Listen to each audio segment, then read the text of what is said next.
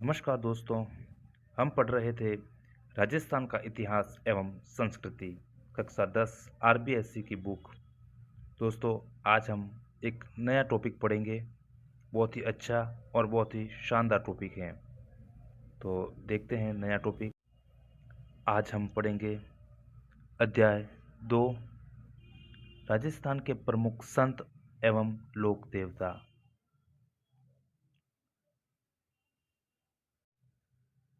अध्याय 2, राजस्थान के प्रमुख संत एवं लोक देवता। दोस्तों, निश्चित मानिए कि इस चैप्टर से, इस पार्ट से, इस अध्याय से एक प्रश्न आपके एग्जाम में अवश्य आएगा। बहुत ही शानदार टॉपिक है। आप ध्यानपूर्वक सुनना, ध्यानपूर्वक सुनकर समझने की कोशिश करना। एक बार में अगर ये वीडियो समझ में नहीं आता है तो आप दोबारा इस वीडियो को देखें और इसको समझने की कोशिश करें। यहाँ से आने वाला एक प्रश्न आपके कभी भी गलत नहीं होगा, निश्चिंत ही वो प्रश्न आपके सही होगा। चैप्टर शुरू करने से पहले आपको एक प्रश्न का उत्तर नीचे कमेंट बॉक्स में बताना है। ढोल नृत्य किस जिले से संबंधित हैं? आपका इसका सही उत्तर नीचे कमेंट बॉक्स में बताइएगा। तो शुरू करते हैं। राजस्थान के प्रमुख संत एवं लोक देवता। लोक देवता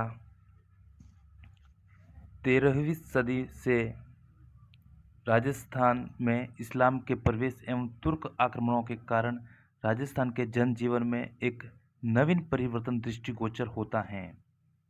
इस्लामी संस्कृति के प्रभावों तथा रूढ़िवाद और ब्राह्मण बाह्य आडंबर से उत्पन्न वातावरण में प्रबुद्ध मनुष्यों की चिंतन धारा मंदिरों और मूर्तियों की अपेक्षा ध्यान एवं मनन एवं नाम स्मरण की दिशा की ओर प्रभावित होने लगी। इसी कालखंड में राजस्थान के कुछ ऐसे महान व्यक्तियों ने जन्म लिया जिन्होंने अपने आचरण व दृढ़ता से समाज को एक नई राह दिखाई। आमजन ने इनकी दिखाई राह का न केवल अनुसरण किया वरन इन्हें देवता तुल्य मानते हुए इन्हें लोक देवता व लोक संत का दर्जा प्रदान किया। इस अध्याय में हम ऐसे ही कुछ महान व्यक्तियों का अध्ययन करेंगे। तो पहले हैं गोगा जी। गोगा जी का नाम राजस्थान के 5 पीरों में बड़ी श्रद्धा से लिया जाता है। बाबू, हरबू, रामदेव, मांगलिया, मेहा, पांचों पीर पधारजो गोगा जी जहाँ। जैसे बाबू जी राठौड़, हरबू जी, रामदेव जी, मेहाजी मांगलिया और गोगा जी, टोटल 5 ये पंच पीरों में माने जाते हैं। इसमें ध्यान रखना, तेजा जी को 5 पीरों में नहीं माना जाता है। तो ऑप्शन में पूछ सकते हैं कि निम्न में से कौन से लोक देवता राजस्थान के 5 पीरों में नहीं गिने जाते? तो तेजा जी महाराज। तो बाबू जी, हरबू जी, रामदेव जी, मेहाजी मांगलिया और गोगा जी, ये 5 पंच पीर हैं। इनके पिता का नाम जेवर तथा माता का नाम बाछल था। इन्हें गोरखनाथ व मोहम्मद गजनवी के समकालीन माना जाता है। एग्जाम में प्रश्न आएगा कि कौन से लोक देवता है जो गोरखनाथ व मोहम्मद गजनवी के समकालीन थे? तो गोगा जी। गोगा जी का अपने मौसेरे भाइयों अर्जन सुरजन के साथ संपत्ति का विवाद चल रहा था। अर्जन सुरजन द्वारा मुसलमानों की फौज लाकर गोगा जी की गायों को घेर लेने के कारण इनका गोगा जी के साथ भीषण युद्ध हुआ। इसमें अर्जन सुरजन के साथ गोगा जी भी वीरगति को प्राप्त हुए। गोगा जी का जन्म स्थल ददरेवा सिरसमेड़ी तथा इनका समाधि स्थल धुरमेड़ी कहलाता है। तो इनका जन्म स्थान ददरेवा है जो सिरसमेड़ी कहलाता है तथा इनका समाधि स्थल है वो धुरमेड़ी कहलाता है। गोगा जी की स्मृति में गोगामेड़ी हनुमानगढ़ एवं समस्त राजस्थान में भाद्रपद कृष्ण नवमी गोगा नवमी के रूप में मनाई जाती हैं। तो भाद्रपद कृष्ण नवमी गोगा नवमी के रूप में मनाई जाती हैं। इस दिन गोगा जी की अश्वरोही बाला लिए योद्धा के प्रतीक के रूप में अथवा सर्प के प्रतीक के रूप में पूजा की जाती हैं। इनका पत्थर पर उत्कीर्ण सर्प मूर्ति युक्त पूजा स्थल प्रायः गांवों में खेजड़ी वृक्ष के नीचे होता है। मान्यता है कि गोगा जी को जाहिर पीर कहकर पूजने से सर्पदंश का विष प्रभावहीन हो जाता है। हिंदू नागराज तो मुस्लिम गोगा पीर के रूप में इनकी पूजा करते हैं। अब आते हैं तेजा जी। वीर तेजा का जन्म खड़नाल नागौर ग्राम के ताहड़जी और राम कुंवरी के यहाँ माघ शुक्ल चतुर्दशी को 1073 ईस्वी में हुआ। जब तेजाजी अपनी पत्नी पेमल को लेने के लिए अपने ससुराल पनेर गए हुए थे, तब उसी दिन मेर लोग लाचा गुजरी की गायें चुरा कर ले गए। गुजरी की प्रार्थना पर वे गायों को मुक्त कराने जा ही रहे थे। रास्ते में उन्हें सुरसुरा नामक स्थान पर एक सर्प मिला। तो बहुत ही इंपॉर्टेंट है लाइन कि कौन सी जगह पर उन्हें एक सर्प मिला, तो सुरसुरा नामक स्थान पर। तेजा जी ने सर्प को डसने से रोकते हुए वचन दिया कि वे गायों को मुक्त कराने के बाद स्वयं यहाँ आएंगे। भीषण संघर्ष के बाद तेजा जी ने गायें मुक्त कराने में सफलता प्राप्त की, परंतु अत्यधिक घायल होने पर भी वे अपने वचन के अनुसार वापस सर्प के पास आए। पूरे शरीर पर घाव होने के कारण इन्होंने सर्प के डसने के लिए जीवा आगे कर दी। सर्पदंश के कारण सुरसुरा किशनगढ़ में भाद्रपद शुक्ल दशमी को इनकी मृत्यु हो गई। तेजा दशमी भाद्रपद शुक्ल दशमी के अवसर पर पंचमी से पूर्णिमा तक पर्वतसर नागौर में विशाल पशु मेला लगता है। पर्वतसर नागौर में तेजा जी भी गोगा जी की ही तरह नागों के देवता के रूप में पूजनीय हैं। तेजा जी को तलवार धारण किए घोड़े पर सवार योद्धा के रूप में दर्शाया जाता है, जिनकी जिह्वा को सर्प डस रहा है। मान्यता है कि यदि सर्प दंशित व्यक्ति के दाएं पैर में तेजा जी की दांत डोरी बांध दी जाए तो उसे विष नहीं चढ़ता। लोक देवताओं से संबंधित यह मान्यताएं व कथाएं अक्षरशः सत्य हो आवश्यक नहीं। इसका मूल उद्देश्य इन कथाओं से जुड़ी शिक्षाओं तथा निर्बल की रक्षा, वचन का पालन आदि आम जन तक पहुंचाना रहा है। अब आते हैं पाबूजी। पाबूजी का जन्म धांधल जी राठौड़ के यहाँ 1239 ईस्वी में कोल्लू में हुआ था। इतिहासकार मुहणोत नैन सिंह, महाकवि मूडजी आसिया तथा लोगों में प्रचलित मान्यता के अनुसार पाबूजी का जन्म वर्तमान बाड़मेर से 8 कोस आगे खारी खाबड़ के जूना नामक ग्राम में अप्सरा के गर्भ से हुआ। पाबूजी का विवाह अमरकोट के सूरजमल सोड़ा की पुत्री सोड़ी के साथ हुआ। विवाह के मध्य ही उनकी प्रतिद्वंदी बहनोई जायल नागौर नरेश जिंदराम खिंची ने पूर्व वैर के कारण देवल चारने की गायों को घेर लिया। देवल ने पाबूजी की गायों को छुड़ाने की प्रार्थना की। फिर 3 फेरे लेने के पश्चात चौथे फेरे से पूर्व ही वे देवल चारनी की केसर काल में घोड़ी पर सवार होकर गायों के रक्षार्थ रवाना हो गए। कड़े संघर्ष में 1274 ईस्वी में पाबूजी अनेक साथियों सहित वीर गति को प्राप्त हुए। वीरता, प्रतिपालन, त्याग, शरणागत वत्सलता एवं गौ रक्षा हेतु बलिदान होने के कारण जनमानस इन्हें लोक देवता के रूप में पूजता है। इनका मुख्य पूजा स्थल कोल्लू फलोदी में है, जहाँ प्रति वर्ष इनकी स्मृति में मेला लगता है। इनका प्रतीक चिन्ह हाथ में भाला लिए अश्वरोही के रूप में प्रचलित हैं। पाबूजी की ऊंटों के देवता के रूप में पूजा की जाती है। मारवाड़ में सर्वप्रथम ऊंट लाने का श्रेय पाबूजी को है। ऊंटों के स्वस्थ होने पर भोपियों द्वारा पाबूजी की फड़ गाई जाती हैं। ग्रामीण जनमानस इन्हें लक्ष्मण का अवतार कहते हैं। तो पाबूजी किसके अवतार है? लक्ष्मण के अवतार है। तो मारवाड़ में ऊंटों को सर्वप्रथम लाने का श्रेय पाबूजी को है और ऊंटों के देवता के रूप में पाबूजी की पूजा की जाती है।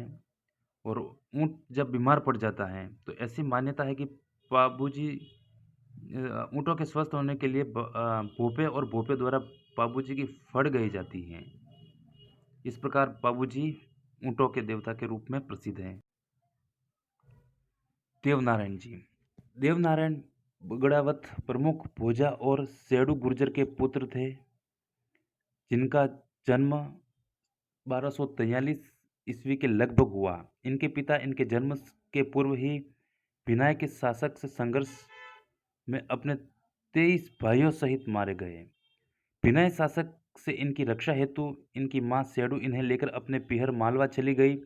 10 वर्ष की अल्पायु में वे पिता की मृत्यु का बदला लेने राजस्थान की ओर लौट रहे थे, तो मार्ग में धारा नगरी में जयसिंह देव परमार की पुत्री पीपल देव से उन्होंने विवाह किया। कुछ समय बाद वे बदला लेने हेतु भिनाय पहुंचे, जहां गायों को लेकर भिनाय ठाकुर से हुए संघर्ष में देवजी ने उन्हें मौत के घाट उतार दिया। इनका मुख्य पूजा स्थल आसिंद भीलवाड़ा में है। भाद्रपद शुक्ल सप्तमी को मेला लगता है। इनके मुख्य अनुयायी गुर्जर है, जो देवजी की फड़ तथा देवजी और बगड़ावतों से संबंधित काव्य बगड़ावत के गायन द्वारा इनका यशोगान करते हैं। किंवदंती है कि हर रात 3 पहर गाए जाने पर यह 6 मास में पूर्ण होती हैं। तो सबसे बड़ी देवनारायण जी की फड़ है, तो सबसे छोटी फड़ भी देवनारायण जी की है। अब है मल्लीनाथ जी। मल्लीनाथ जी का जन्म मारवाड़ के रावल सलखा और झाणीदे के ज्येष्ठ पुत्र के रूप में 1358 ईस्वी में हुआ। पिता के मृत्यु के पश्चात वे चाचा कान्हड़ दे के यहाँ महेवा में शासन प्रबंध देखने लगे। चाचा कान्हड़ देव की मृत्यु के बाद वे 1374 ईस्वी में महेवा के स्वामी बन गए। राज्य विस्तार के क्रम में 1378 ईस्वी में फिरोज तुगलक के मालवा के सूबेदार निजामुद्दीन की सेवा में इन्होंने मार भगाया सेना को निजामुद्दीन की सेना को मार भगाया था। अपनी रानी रूपादे की प्रेरणा से वे 1389 ईस्वी में उगम सिंह भाटी के शिष्य बन गए। योग साधना की दीक्षा प्राप्त की। किंवदंतियों के अनुसार वे भविष्य दृष्टा एवं देवताओं की तरह चमत्कार प्राप्त सिद्ध पुरुष बन गए। मल्लीनाथ जी ने मारवाड़ के सारे संतों को एकत्र करके 1399 ईस्वी में एक वृहद हरिकीर्तन आयोजित करवाया। इसी वर्ष चैत्र शुक्ल द्वितीया को इनका स्वर्गवास हो गया। लूनी नदी के तटवर्ती तिलवाड़ा बाड़मेर गांव में इनका मंदिर है, जहां प्रतिवर्ष चैत्र शुक्ल एकादशी से चैत्र शुक्ल एकादशी तक विराट पशु मेला लगता है। जोधपुर के पश्चिमी परगने का नामकरण इन्हीं के नाम पर मालानी किया गया था। इनकी आज भी मालानी बाड़मेर में अत्यधिक मान्यता है। अब आते हैं रामदेव जी। तंवर वंशीय अजमाल जी और मेणादी के पुत्र रामदेव जी का जन्म बाड़मेर जिले के शिव तहसील के उंडू काश्मीर गांव में हुआ। इन्हें मल्लीनाथ जी के समकालीन माना जाता है। बालपन में ही इन्होंने पोकरण क्षेत्र मल्लीनाथ जी से प्राप्त करने के पश्चात वहाँ भैरव नामक क्रूर व्यक्ति का अंत करके अराजकता एवं आतंक खत्म किया। इनका विवाह अमरकोट के दलजी सोडा की पुत्री नेतल देश से हुआ। अपनी भतीजी को पोकरण दहेज में दे देने के बाद इन्होंने रामदेवरा रुणेचा गांव बसाया। वहीं 1458 ईस्वी में भाद्रपद शुक्ल एकादशी को जीवित समाधि ली। यहाँ भाद्रपद शुक्ल द्वितीया को विशाल मेला लगता है। सांप्रदायिक सद्भाव इस मेले की मुख्य विशेषता है। हिंदू जहाँ श्री कृष्ण के अवतार के रूप में इनकी आराधना करते हैं, वही मुसलमान रामसा पीर के रूप में रामदेव जी की पूजा करते हैं। सामान्यतः गांव में किसी वृक्ष के नीचे ऊंचे चबूतरे पर रामदेव जी के प्रतीक रूप पगलिया स्थापित किए जाते हैं। ये स्थान थान कहलाते हैं। रामदेव जी द्वारा कामड़िया पंथ की स्थापना की गई। इंपॉर्टेंट लाइन है बहुत ही बड़ी कि कामड़िया पंथ की स्थापना किसके द्वारा की गई, तो रामदेव जी द्वारा की गई।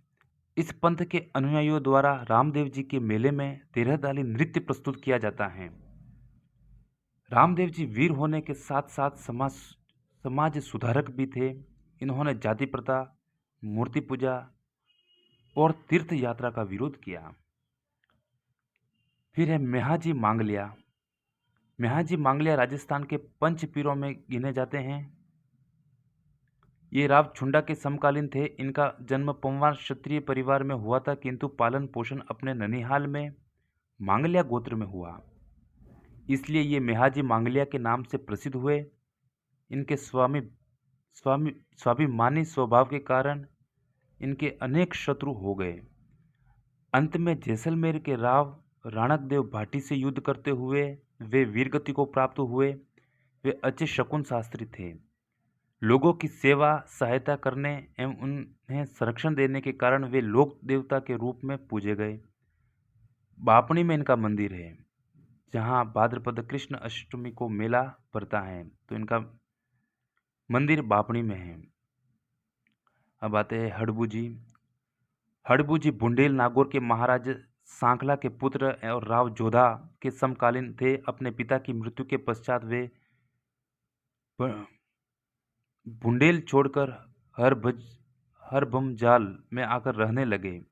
यहाँ रामदेव जी की प्रेरणा से इन्होंने अस्त्र शस्त्र त्याग कर उनके गुरु बालीनाथ जी से दीक्षा ली। लोक मान्यता है कि राव जोधा को मेवाड़ के अधिकार से मंडोर को मुक्त कराने के प्रयासों के दौरान इन्होंने आशीष के साथ एक कटार भी दी थी। इस सहायता व आशीर्वाद से जब यह भूभाग जोधा के अधीन आ गया तो जोधा ने इन्हें बेंगटी गांव प्रदान किया। हड़बू जी को किसने किया? जोधा ने। कौन सा गांव? बेंगटी गांव इनको उपहार में भेंट किया था हड़बू जी को। हड़बू जी को बहुत बड़ा शकुन शास्त्री, वचन सिद्ध और चमत्कारी महापुरुष माना जाता था। इनका प्रमुख स्थान बेंगटी फलोदी में है। मनोती पूर्ण होने पर श्रद्धालु यहाँ अनेक मंदिर में स्थापित हड़बू जी की गाड़ी की पूजा अर्चना करते हैं। इनकी बैलगाड़ी है, उनकी पूजा अर्चना की जाती है। क्या आप जानते हैं अकबर के चित्तौड़गढ़ दुर्ग पर आक्रमण के समय अपूर्व वीरता व साहस दिखाने वाले कलाजी की मेवाड़ अंचल में 4 हाथों वाले लोक देवता के रूप में प्रसिद्धि है। मान्यता है कि सर कटने के बाद भी कलाजी का धड़ मुगलों से लड़ता हुआ रूंडेला तक जा पहुंचा। तो 4 हाथों वाले देवता कलाजी महाराज। अब आते हैं संत। लोक देवता पूर्ण हुआ। अब आते संत, लोक संत। धना। राजस्थान में धार्मिक आंदोलन का श्री गणेश करने का श्रेय धना को ही है। धना का जन्म टोंक जिले के धुवन गांव में 1415 ईस्वी में जाट परिवार में हुआ। बाल्यकाल से ही इनकी प्रवृत्ति धार्मिक थी। कालांतर में धना काशी जाकर आचार्य रामानंद के शिष्य बन गए। गुरु रामानंद के प्रभाव से ये निर्गुण उपासक हो गए। गुरु रामानंद ने इन्हें घर पर रहकर ही भक्ति करने का आदेश दिया। इन्होंने अपने पैतृक व्यवसाय कृषि में रत रहते हुए ही आत्मशुद्धि का प्रयास किया। धना गुरु भक्ति में बड़ी निष्ठा रखते थे। इनका मत था कि गुरु भक्ति से ही परम पद की प्राप्ति हो सकती है। इन्होंने राम स्मरण को ही ईश्वर प्राप्ति का प्रमुख साधन माना है तथा औपचारिकताओं और बाह्यडंबरों का विरोध किया। पीपा। खिंची राजपूत पीपा गागरोन झालावाड़ के शासक थे। इनका जन्म 1425 ईस्वी में हुआ माना जाता है।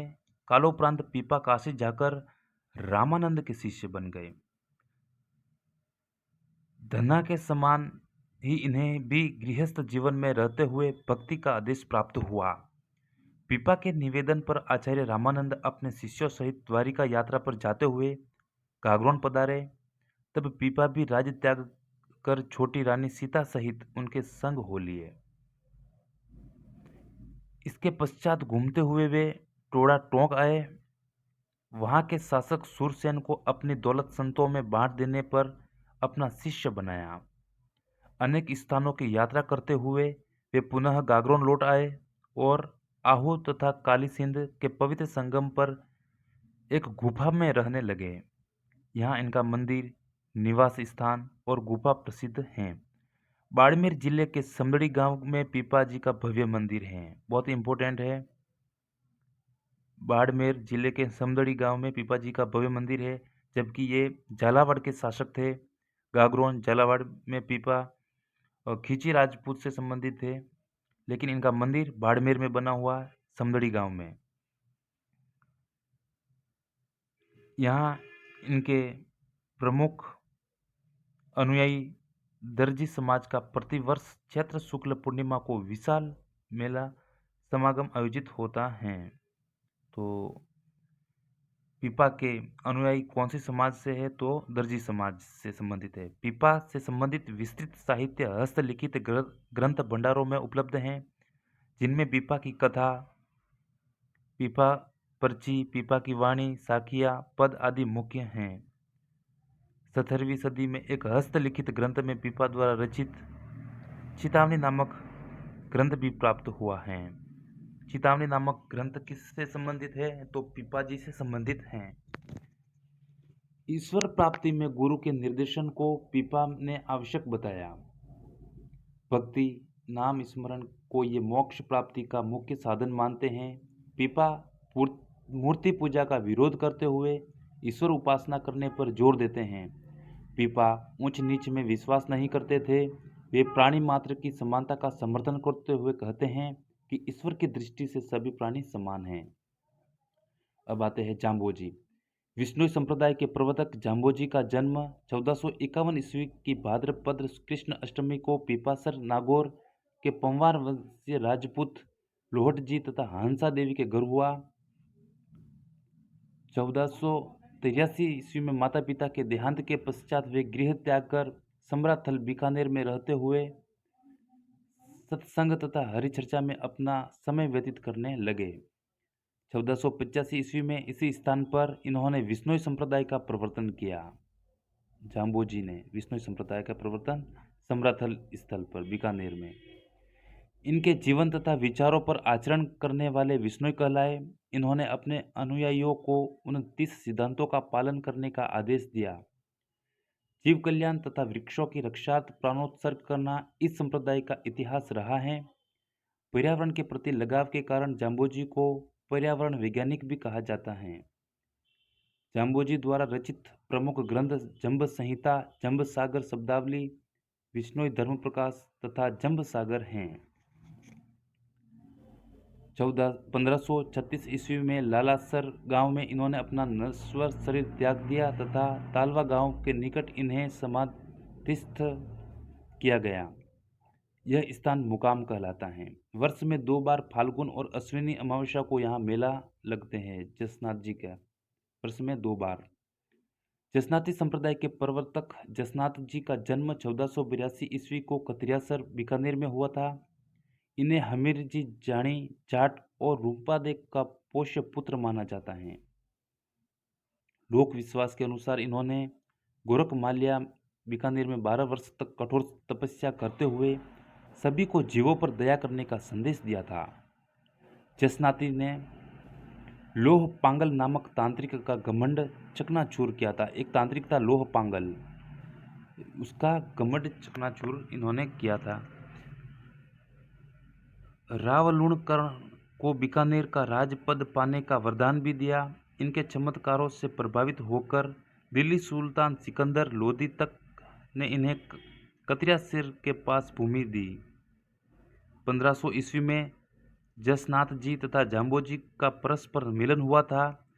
जसनाथ जी ने अश्विन शुक्ल सप्तमी 1506 ईस्वी में 24 वर्ष की अल्प आयु में कतरियासर में जीवित समाधि ले ली। इनके उपदेश सिमुदड़ा व कोंडा नामक ग्रंथ में संकलित है।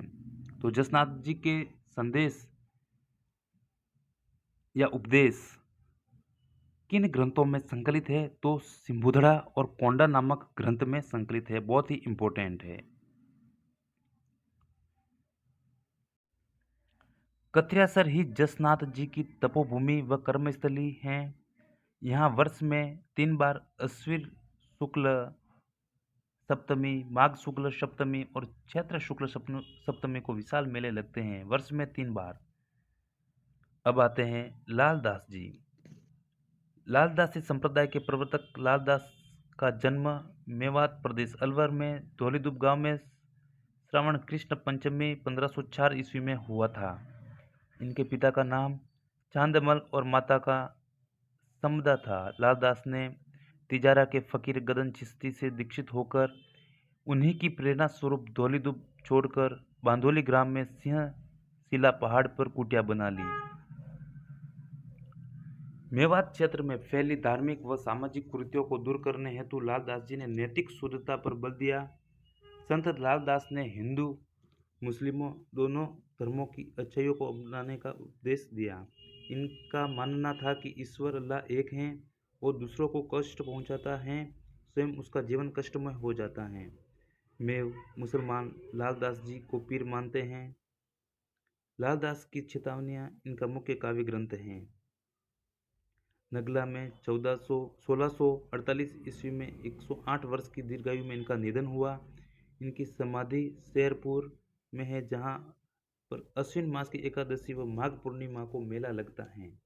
संत हरिदास निरंजनी संप्रदाय के संस्थापक संत हरिदास का जन्म डीडवाना तहसील के कापडोद गांव में 1455 ईस्वी में हुआ। इनका मूल नाम हरिसिंह सांकला था।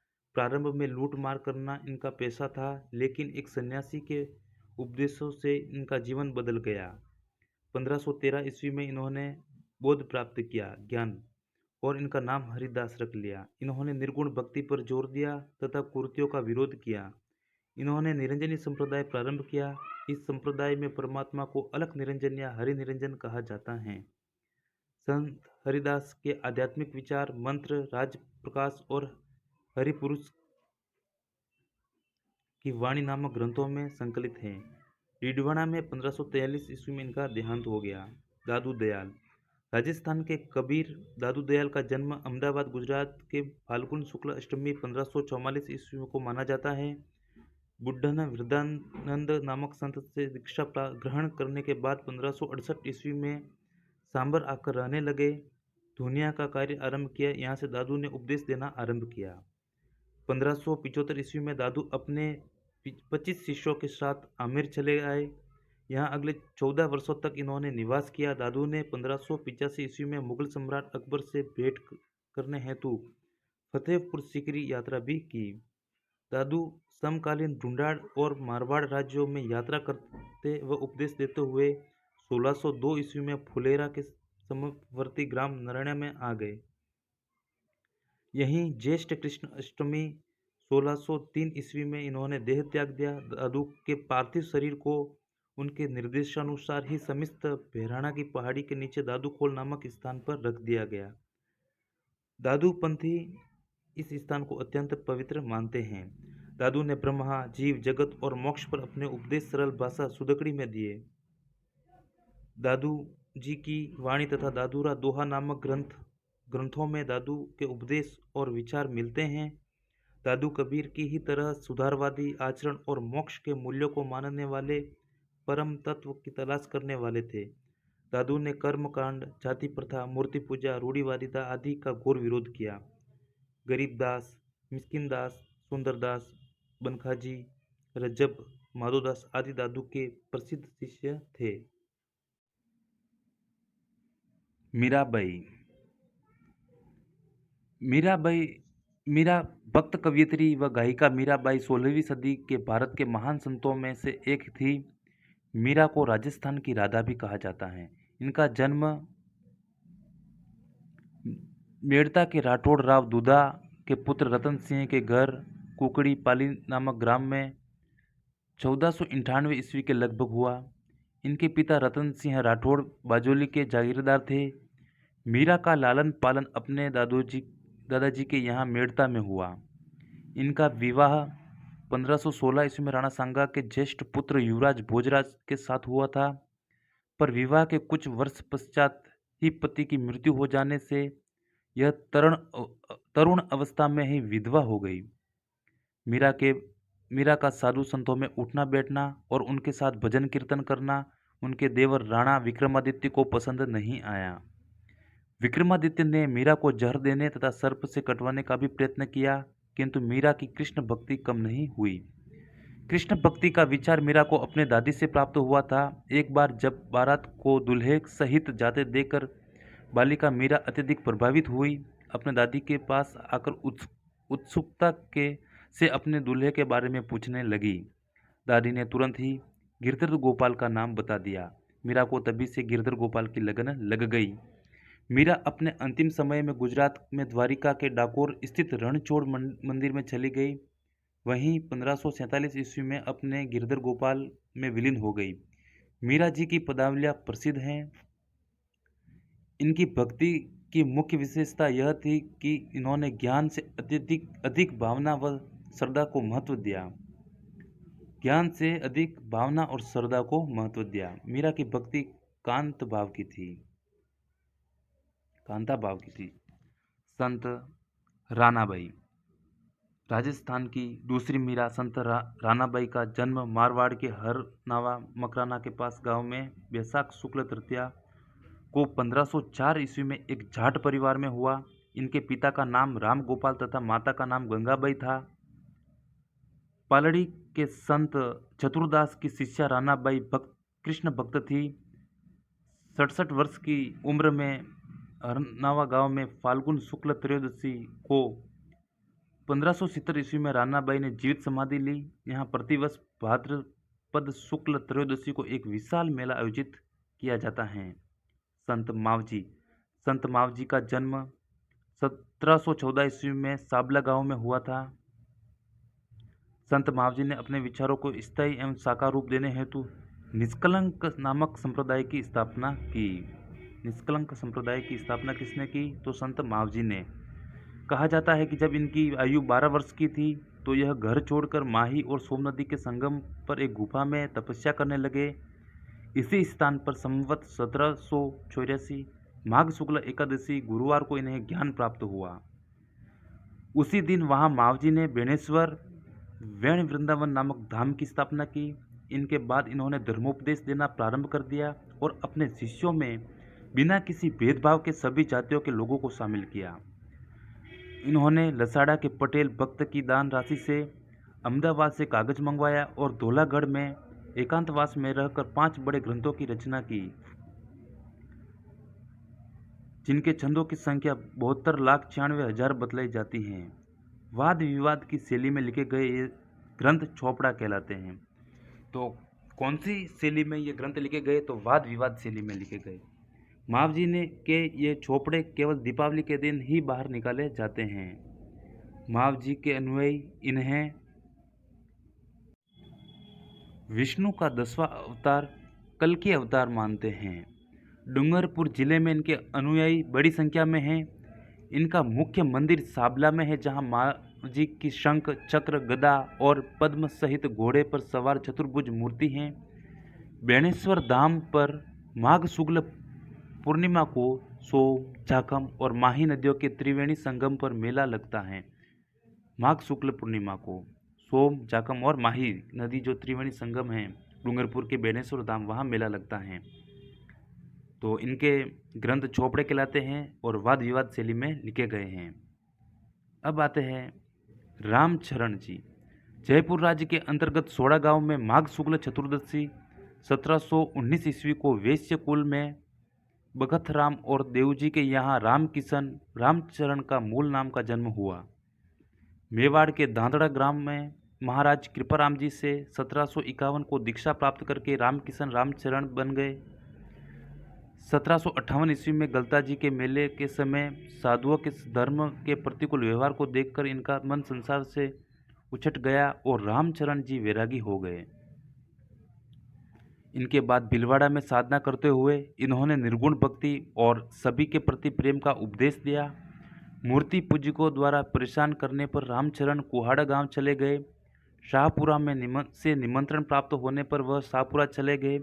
शाहपुरा नरेश रण सिंह ने इनके रहने के लिए एक छतरी का निर्माण करवाया और एक मठ भी स्थापित किया। राम नाम स्मरण करते हुए 1798 में शाहपुरा में ही इनका निधन हुआ। इनके आध्यात्मिक उपदेश अणभ्यवाणी नामक ग्रंथ में संकलित हैं। अणभ्यवाणी नामक ग्रंथ में रामचरण जी द्वारा प्रवर्तित पंथ राम स्नेही संप्रदाय के नाम से प्रसिद्ध है। इस संप्रदाय की 4 प्रधान शाखाएं मानी गई हैं। इन शाखाओं में रामचरण को शाहपुरा शाखा का संस्थापक बताया गया है। अन्य 3 शाखाओं में रैण, सिंहथल और खेड़ापा शाखा के संस्थापक क्रमशः दरियाव जी, हरिदास जी तथा रामदास जी माने गए। रामसनेही संप्रदाय का फूलडोल महोत्सव इस संप्रदाय की अपनी विशिष्टता है। अब आते हैं महत्वपूर्ण प्रश्न। निम्नलिखित में से कौन पंच पीरों में शामिल नहीं है? तो मैंने पाठ के शुरू में बता दिया था, तेजाजी, गोगाजी, हरबूजी, मेहाजी, मांगलिया, रामदेव जी, ये 5 पीर है, ताकि तेजाजी को पंच पीरों में नहीं गिना जाता। तो इसका आंसर होगा तेजाजी। तेजाजी का जन्म किस जिले में हुआ? तो तेजाजी का जन्म नागौर जिले में हुआ। धना किसके शिष्य थे? तो धना रामानंद के शिष्य थे। विष्णु संप्रदाय के प्रवर्तक कौन हैं? तो विष्णु संप्रदाय के प्रवर्तक संत जाम्बोजी हैं। इन्होंने 1485 ईस्वी में विष्णु संप्रदाय की स्थापना की थी। तो अब है अति लघुरात्मक प्रश्न। देवनारायण जी का मुख्य पूजा स्थल कहाँ स्थित है? तो आसिंद भीलवाड़ा में है। रामदेव जी के माता पिता का क्या नाम था? तो रामदेव जी के माता का मैणादेव और पिताजी का अजमाल जी था।